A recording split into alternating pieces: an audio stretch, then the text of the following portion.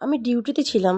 এই সময় হঠাৎ সুজয় ফোন করে বলল, আজ বিকালে শিক কাবাব বানাবো, স্কুল থেকে ফেরার সময় চিকেন নিয়ে আসবো। আমি তো বললাম বেশ, তাহলে তো খুব ভালো হয়, শীতকালের বিকাল একেবারে জমে যাবে। Hello everyone, welcome back to my channel Rosy Aditi. So today is another blog and keep enjoying it. ব্লগটা রেকর্ড করার ডেট আমার ঠিক মনে নেই, তবে জানুয়ারির কোনো একটা প্রচণ্ড ঠান্ডার দিন হবে। তো আমি মর্নিং ডিউটিতে ছিলাম, তারপর দুপুরবেলায় বাড়ি ফিরে আমি একবার নিজের বাপের বাড়ি গিয়েছিলাম। দেখো, এই যে আমার ছোট ছোট কুকুর ছানাগুলো এবং তাদের মা ও ভাই পন্টি এবং পটাই। এমনিতে মর্নিং ডিউটির টাইম হচ্ছে সকাল 8টা থেকে দুপুর 2টো, কিন্তু বাড়ি ফিরতে ফিরতে প্রায় 3টে হয়েই যায়।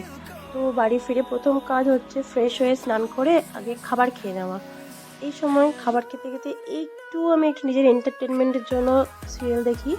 তো এটা ইউটিউবের একটা ফেমাস সিরিয়াল ম্যাগনিফিসেন্ট সেঞ্চুরি দেখছিলাম, আর সাথে খাবারটাও খাচ্ছিলাম। এরপর স্কিন কেয়ার তো মাস্ট, ডেলি 2বার করে সিটিএম করা দরকার, কিন্তু টাইম হয় না, আর সত্যি কথা বলতে অনেক কুড়েমির জন্য করে উঠতে পারি না।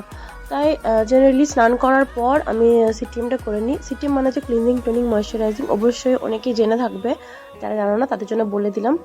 এতে করলে কিনা স্কিনটা ভালো থাকে, স্কিনের ভেতর থেকে গ্লো আসতে শুরু করে, তো বেশি মেকআপের প্রয়োজন পড়ে না। শীতকালে যদি আমি ঠিকঠাকভাবে স্কিন কেয়ার না করি তাহলে আমার স্কিনটা প্রচণ্ড বাজে অবস্থা হয়ে যায়, এতটাই ড্রাই। একটুক্ষণ যদি ময়শ্চারাইজার না লাগিয়ে রাখি তো পুরো গালগুলো আমার ফাটতে শুরু করে এবং রেড হয়ে যায়। তো সেই কারণে কিছু করার নেই, আমাকে করতেই হবে।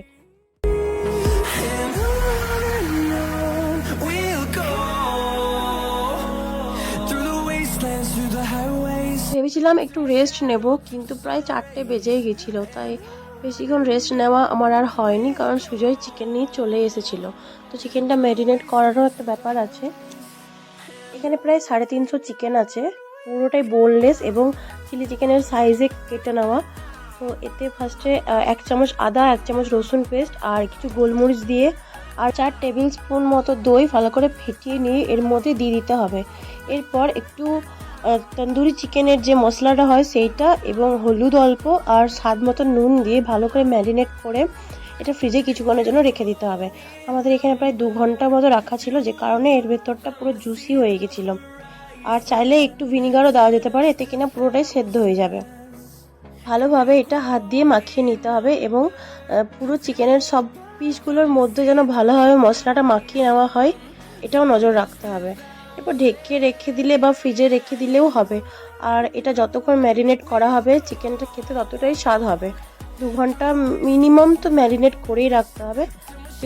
প্রায় 5-6 ঘন্টা রাখা হয় তাহলে এর স্বাদ আরও অনেকটাই বেড়ে যাবে। ছোটোবেলায় যখন আমি মাসির বাড়িতে গেছিলাম তখন আমার দিদি এটা আমাকে ফার্স্ট করে খাইয়েছিল। তখন তো আমাদের কাছে শিক কাবাবের কাঁটা ছিল না, আমরা উলের কাঁটা দিয়ে এই শিক কাবাব করে খেতাম, যা দুর্দান্ত লাগতো খেতে। তো পরে চাইলে এর মধ্যে পেঁয়াজ, ক্যাপসিকাম দুটোই অ্যাড করা যেতে পারে। আমরা এখানে শুধু পেঁয়াজ দিয়েছিলাম, কারণ ক্যাপসিকাম আনঅ্যাভেলেবেল ছিল। তো ভালো করে ম্যারিনেশনের যে চিকেনটা ছিল তার মধ্যে পেঁয়াজটা একটু দিয়ে দিতে হবে। এরপর শিক কাবাবের যে কাঠিগুলো হয় তার মধ্যে 4টে কি 5টা চিকেন দিয়ে তার মধ্যে পরিমাণ মতো পেঁয়াজ গেঁথে দিতে হবে। আর এখানে চাইলে চিকেনের পরিমাণটা আরও বাড়ানো যায়, যত বেশি চিকেন দেওয়া হবে তত তাড়াতাড়ি এগুলো হয়ে যাবে। কারণ কি না, আমাদের আর একটা স্ট্যান্ড আছে যার মধ্যে আমরা এই শিক কাবাবের শিকগুলো দিয়ে দিয়েছিলাম, এতে আমাদের তাড়াতাড়ি হয়ে গেছিলো। তো গ্যাসের আঁচটা একদম মিডিয়ামে রাখতে হবে। প্রথমে একটু বাড়িয়ে নেওয়া যেতে পারে, কিন্তু মিডিয়ামে রাখাটাই বেটার। এতে কিনা ভেতর থেকে একদম পুরো সেদ্ধ হবে, বাট বাইরেটা পুরোটা পুড়ে যাবে না। আর একটু বাটার গলিয়ে নিতে হবে এবং এভাবে ব্রাশে করে মাঝে মধ্যে চিকেনের গায়ে দিয়ে দিতে হবে, এতে চিকেনটা আরেকটু টেস্ট বাড়বে এবং পুরোটা পুড়ে যাবে না। তো এখানে আমার হাজব্যান্ড এই শিক কাবাব করে নিচ্ছে। সে খুব পছন্দ করে রান্না করতে, কিন্তু তার টাইমে হয় না, তাই রান্না করতে পারে না। কিন্তু শিক কাবাব বলোই বা চিকেন বলো আর মাটন সবই সে ভালোই বানায়।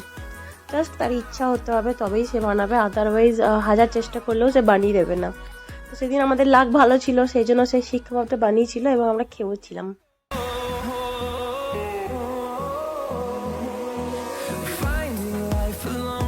এটা রেডি হয়ে যাওয়ার পর গরম গরম খাওয়াতে এর মজা।